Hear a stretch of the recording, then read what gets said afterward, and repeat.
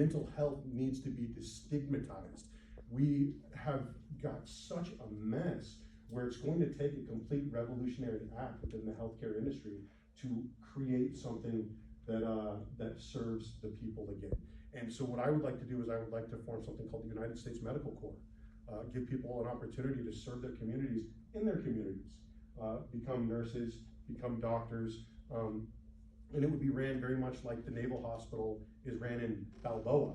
And there's a difference between the VA Naval Hospital, or the VA hospitals, and naval hospitals. VA hospitals are contracted out to the lowest bidder, and so they don't pay doctors. I have a feeling you guys have had a conversation about this before.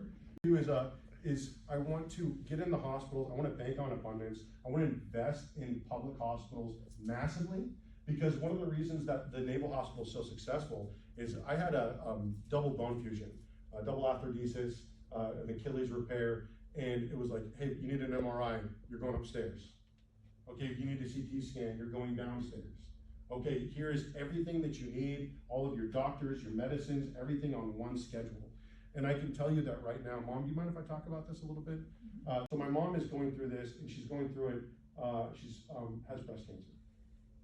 And she's going to have to get a double mastectomy. And because we don't have single payer, we have an overinflated administrative and bureaucratic state. Most of the people that are getting paid through the doctors' offices, through are the people that are not providing healthcare. Behind every practitioner is two people that are administrative bureaucrats, essentially. And I don't want to poo-poo on anyone here that paperwork is your main gig, but I have a feeling that this is not that room.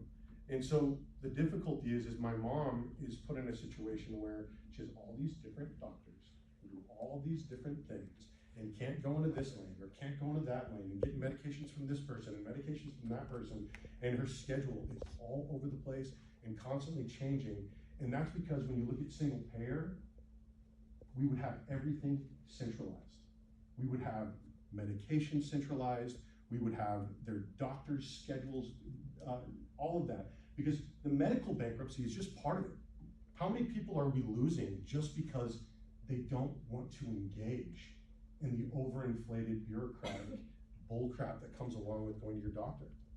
And we've all got stories about this, where we go in loops and loops and loops. But if we're going to run America like a business, then we should be involved in having a product. How do you pay for healthcare? Well, how much oil do we have in this country? How much lithium and uranium and water? So if we were to nationalize these resources, which again is not a very Republican thing to say, we would have so much money that we wouldn't know what to do with it. And we could start exporting again and manufacturing again. And what you need to do if you're going to pay for something like healthcare is you need to create a new revenue source. Now, anyone historically throughout the world who's talked about nationalizing oil or uranium or lithium or water is not long for this world. Anyone who comes around and says, hey, our students should not be bankrupted by their education, and that student loan should be an oxymoron, and that if we need more doctors and nurses and engineers, we should create more doctors and nurses and engineers and then not burden them with debt, typically not long for this world.